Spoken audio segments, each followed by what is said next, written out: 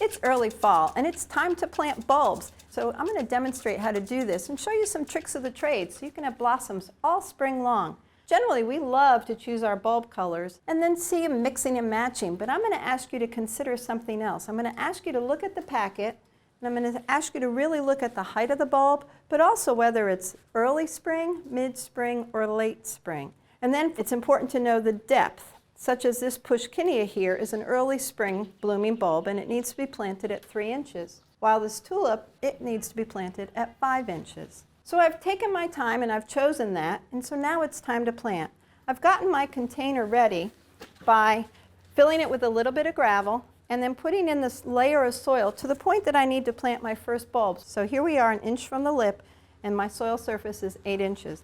I've already put my daffodils about so that I can start immediately filling. Now I know that my next level is going to be my tulips, and they need to be at 5 inches of depth. So I need to put in enough soil, and I'm going to scatter them around, mixing and matching. But oh wait, I have another bulb to put in. My alliums, which are my very late blooming, need to go in here as well. And there we go. I think we have enough of those. So now I'm going to add more soil, and I have to get up to the level of 3 inches deep to plant my little irises that I picked out, my crocuses that I picked out. I'm just going to scatter them around. And then I'm going to fill it up with my final bit of soil. Next, I'm going to water this thoroughly.